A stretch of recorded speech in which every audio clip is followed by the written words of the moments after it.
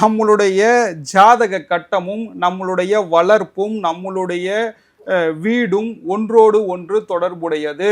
இந்த கோவிலுக்கு போனால் நல்லா இருக்காது, அந்த கோவிலுக்கு போனால் நல்லா இருக்காது அப்படிலாம் கிடையாது. திருப்பதி வந்து சந்திரன் சம்பந்தப்பட்டது, மனோகாரகன் சம்பந்தப்பட்டது.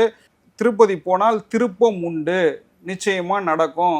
அங்கே திருப்பதியில் இருக்கிறது, நான் மறுபடியும் சொல்கிறேன், திருப்பதியில் இருக்கிறது எல்லோருமே பெருமாள் என்று நினைத்து கொண்டிருப்பார்கள். திருப்பதி விமானத்தில் மேலே பார்த்தீங்கன்னா சிம்மம் இருக்கும், அதற்கு மேலே கருமாரியம்மன் ஸ்டாச்சு இருக்கும். அதை போனால் எல்லாருக்கும் தெரியுமா? சரியா?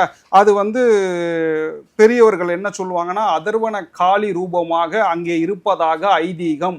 அதனால தான் திருப்பதி பெருமாளை போய் பார்க்கும்பொழுது ஜருகண்டின்வான். நம்ம பெருமாளை பார்த்துட்டு இப்படி வெளியில் வரும்போது அந்த உருவம் நமக்கு மறைஞ்சிருமா, ஞாபகம் இருக்காது. அதனால அந்த இடம் வந்து மிகப்பெரிய விசேஷ ஸ்தலம்.